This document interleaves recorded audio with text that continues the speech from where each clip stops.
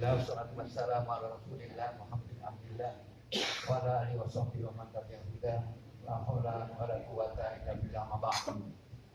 Hadirin jamaah subuh yang berbahagia. Bahasan kita tentang zakat setelah sampai kepada zakat emas dan zakat perak. Tadi sudah diterangkan oleh Ustaz Abdul Rahman secara detail zakatnya, ya.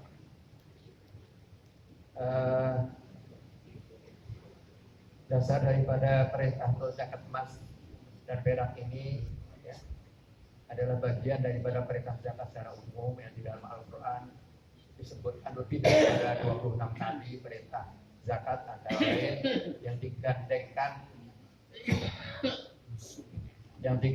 dengan perintah sholat, sholat wa atuz zakat, ya. Lebih daripada 26 kali perintah zakat itu, ya, untuk mengingatkan kita semuanya akan kewajiban kita menunaikan rukun Islam yang ketiga itu, yaitu perintah melaksanakan zakat. Hari ini sekalian, dalam bahasan zakat emas dan perak ini adalah bagian daripada barang berharga, ya, barang berharga yang harus kita tunaikan kewajibannya bagi mereka yang telah memenuhi persyaratan-persyaratan yang telah ditetapkan oleh Allah dan hadis-hadisnya. Yang pertama tentunya telah sampai nisabnya. Nisabnya tadi disebutkan adalah 20 miskol atau sekitar 85 gram. Dalam kitab fikih mengatakan 95 gram. Tapi sebaiknya kita mengambil yang minimal lah, ya. Minimal 85 gram kita wajib untuk mengeluarkan zakat emas, ya, yaitu sebesar 2,5% daripada jumlah emas yang kita miliki, ya. Sebanyak apapun, ya, 2,5%-nya itulah yang kita keluarkan nilainya. Zakat perak adalah 200 dirham atau 600 gram, juga sama 2,5% itu yang kita keluarkan zakatnya setelah sampai 1 tahun kita miliki barang itu, yaitu emas atau perak itu. Kemudian kalau kita ingin tahu dasarnya apa? Dasarnya zakat perintah zakat emas itu ada surat At-Taubah ayat 34-35. Allah berfirman, "Walladzina yaknizuna adz-dzahaba wal fiddah."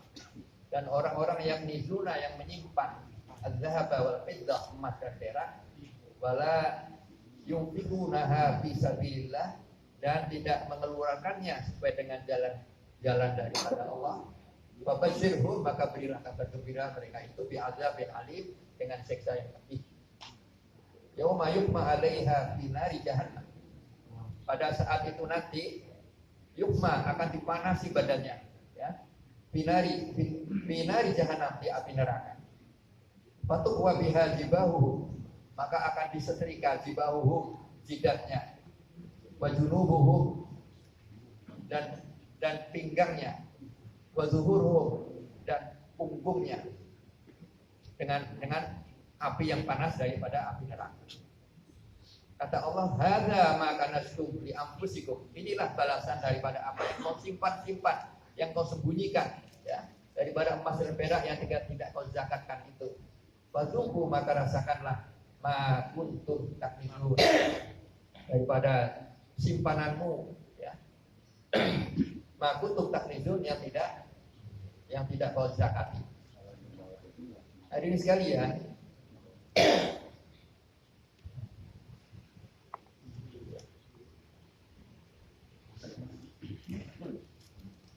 bentuk daripada emas itu macam-macam. Ada yang bentuknya itu adalah mata uang, ya, dinar gitu, ya. Ada yang bentuk kepingan, misalnya kita kepingan antam gitu, ya, itu sama juga. Atau mungkin bukalan, atau kita adalah petani penggali emas, ya, seperti di Cikoto, di mana di Bogor sana itu, ya. Itu tentunya emas yang diperolehnya itu bentuknya adalah bukalan-bukalan dari batu-batu yang atau mungkin pasir, ya, pasir yang sudah disaring, ya, kemudian dipisahkan, ya. Nah, tinggal memasak aja supaya menjadi kepingan, ya. Sama, ya, bila sudah sampai 1 nisab, kemudian sudah dimiliki 1 tahun, maka wajib untuk dikeluarkan zakat. Hadirin sekalian, bagaimana dengan zakat perhiasan? Bagaimana zakat perhiasan yang dimiliki oleh kaum wanita, ya, istri kita, anak-anak wanita kita yang kita pakaikan di kalung atau di gelang, ya. Ijma ulama bahwasanya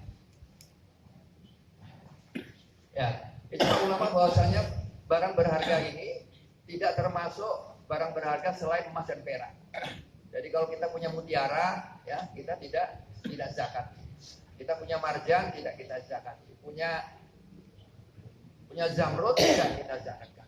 Sepanjang itu tidak diperniagakan. Kalau itu kita perniagakan jadi barang dagangan, ya kita kena wajib tijarah, ya, wajib zakat perniagaan. Ya, wajib zakat perniagaan, bukan zakat satuan-satuan kayak emas dan perak gitu.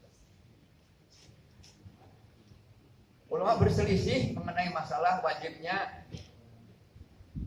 emas perhiasan. Sebagian mengatakan bahwasanya seperti Imam Abu Hanifah mengatakan wajib zakatnya bila sampai nisab, ya, wajib, ya.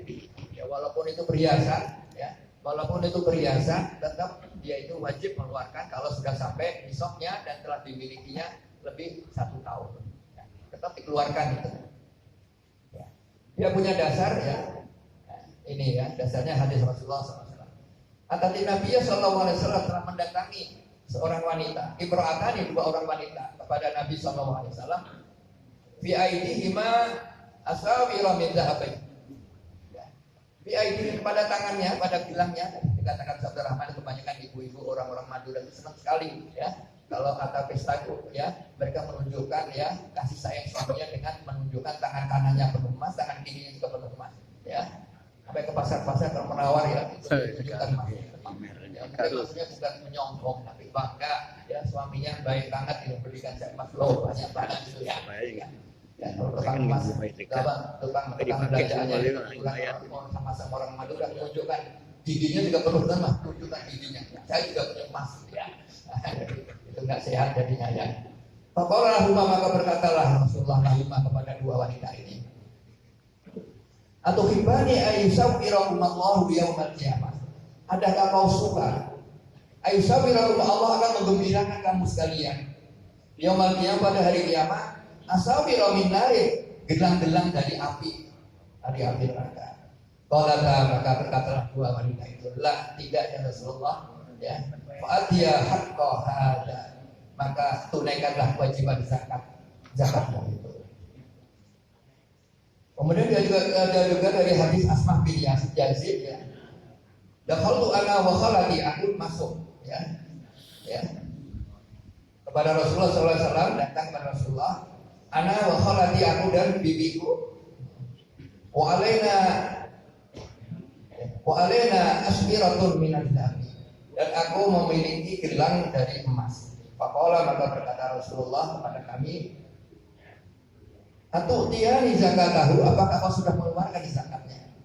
Qala, maka berkatalah, la, tidak, ya Rasulullah. Amata khawfani ayyusawwirakum Allahu asmiratan min nar, apakah kau tidak takut ayyusawwirakum, kau akan diberikan kalung, berikan gelang oleh Allah SWT dengan gelang dari api neraka?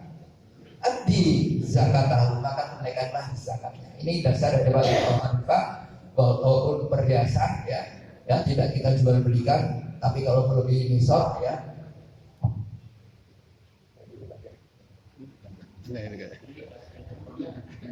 Semutan lagi, baiklah, hadirin sekalian. Kemudian golongan yang kedua yang mengatakan tidak wajib, ya. Tadi mengatakan wajib Imam Abu Hanifah, ya. Yang mengatakan tidak wajib, ya, karena Imam Baihaqi, ya, meriwayatkan bahwa Jabir bin Abdullah radhiyallahu anhu saat ditanya tentang hukum perhiasan emas, beliau mengatakan, ya, tidak wajib. Ditanyakan orang lain lagi, bagaimana kalau seandainya emasnya itu 1000 dinar, ya?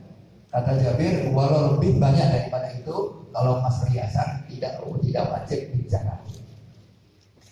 Imam Abdurrahman bin Qasim dalam kitab Muwatta'nya bahwa Sayyidah Aisyah selaku wali daripada anak-anak daripada saudaranya binti Abu Bakar As-Siddiq ya, kan sudah meninggal ayahnya, anak-anaknya perempuan-perempuan itu ya, maka yang dituakan adalah Siti Aisyah ini saudara, ya anak yang paling tua daripada Abu Bakar As-Siddiq ya. Nah, suatu saat dia memakaikan perhiasan pada ponakan-ponakan yang dipakaikan perhiasan emas, dipakaikan ya. Dan Aisyah dalam riwayat ini tidak mengeluarkan zakatnya kepada ponakan-ponakan yang diwaliin oleh Aisyah. Kemudian pendapat dari Imam Khattabi, ya, dia mengatakan bahwa yang mewajibkan zakat itu punya dasarnya Al-Quran, ya, dasar Al-Quran tadi yang saya bacakan. Kemudian dikuatkan dengan asar, dikuatkan dengan hadis, dikuatkan ya Al-Quran dan hadis. Sedangkan yang tidak mewajibkan zakatnya hanya berdasarkan asar yang tidak merata, hanya diriwayatkan oleh Amalia Aisyah radhiyallahu anha dan pemikiran-pemikiran dari Qiyas. Maka sebaiknya kata Imam Khattabi kita berikhtiar, kita berhati-hati. Ya. Berhati-hatinya bagaimana? Walaupun itu emas perhiasan, kalau sudah sampai nisabnya, ya sampai nisabnya 85 gram, ya dan sudah dimiliki 1 tahun, keluarkan zakat. Ya. Itu adalah pendapat yang lebih aman. Jadi keluarkanlah. Toh uang itu juga untuk membahagiakan orang-orang fakir miskin, untuk membahagiakan orang-orang yang duafa. Kemudian zakat mas kawin. Kewajiban daripada seorang suami yang melamar, calon suami yang melamar calon istrinya dalam Islam ditetapkan adalah wajib mengeluarkan mahar, ya, mas kawin, mahar. Kita bahasakan itu mas kawin. Memang walaupun diwajibkan memberikan mahar, tapi mahar itu tidak termasuk rukun nikah. Tidak termasuk rukun nikah. Ya, rukun nikah itu hanya adanya wali, adanya pengantin laki-laki, adanya 2 orang saksi, dan adanya ada wali, ada pengantin laki, ada pengantin perempuan, ada ijab dan qabul, ya, ada saksi 2 ya. Tidak termasuk rukun ya. Ada tidak menghalangi keabsahan nikah, tetapi dia jadi hutang. Dia jadi hutang kalau dia tidak diberikan maharnya itu. Mahar ini nanti akan dipertanggungjawabkan di hari kiamat, karena Allah telah perintahkan ya. Wa autun nisaa shadaqatun niklah. Wa atu dan berikanlah nisa kepada calon istri itu shadaqatuhunna maharnya. Ini kelihatan dengan penuh kerelaan. Jadi Allah yang merintahkan itu ya di dalam surat An-Nisa itu ya diperintahkan untuk mengeluarkan maharnya ya. Mahar ini kalau tidak diberikan, tidak ditunaikan jadi hutang suami ya. Kalau seandainya terjadi pisah ya, itu jadi hutang suami. Kalau seandainya dia cerainya itu belum sempat kumpul ya, maka dia harus mengeluarkan separuh daripada mahar itu ya. Jadi hutang suami ya. Hadirin sekalian,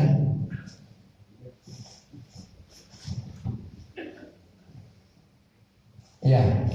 Kemudian berbeda pendapat ulama tentang zakat emas kawin ya, yang sampai nisab ya. Imam Abu Hanifah mengatakan tidak wajib zakat bagi istri bila belum diserahkan istri. Belum diserahkan istri. Jadi kalau belum, tidak wajib zakatnya kalau belum diserahkan kepada istri. Ya. Tapi jadi hutang, jadi akhirnya jadi hutang. Sedang Imam Syafi'i wanita itu wajib mengeluarkan zakatnya bila sudah sampai setahun. Jadi pada waktu emas sebanyak 1 nisab, misalnya dia kaya gitu ya, memberikan mahar itu seberat 100 gram emas misalnya ya. Berarti kan sudah sampai nisab ya. Itu walaupun sudah dimiliki suami itu lebih setahun, suami belum mengeluarkan itu kalau memang diniatkan untuk mahar. Tapi begitu diserahkan kepada istri, sudah menjadi milik istri dan sudah dimiliki istri 1 tahun, istrilah yang wajib mengeluarkan zakat daripada mas kawin yang diberikan suami kepadanya itu.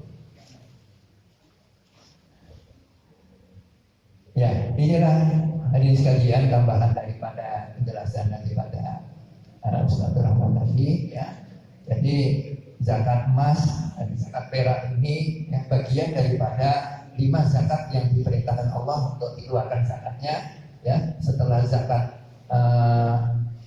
al-mawashi, zakat dari hewan ternak, kemudian zakat perkebunan, ya, kemudian zakat buah-buahan, kemudian zakat urut tijarah, zakat perdagangan, ya, maka zakat al-asma ini yang berharga yaitu emas dan perak ini juga wajib untuk kita keluarkan.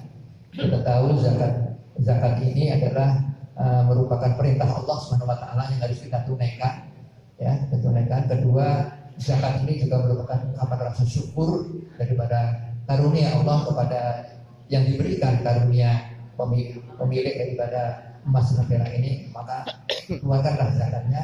Kemudian yang ketiga, zakat ini adalah suatu kepedulian sosial, ya, karena inti daripada misi Islam adalah rahmatan lil alamin. Jadi yang kaya harus santun kepada yang tidak punya, ya, yang tidak punya hormat kepada yang kaya, sehingga terciptalah suatu keluarga yang damai, sejahtera, ya, hormat menghormati antara kaya dan miskin, ya, sebagaimana diperintahkan oleh Rasul Al-Ma'mun, orang yang tidak santun kepada orang yang duafa dianggap orang yang mendustakan agama.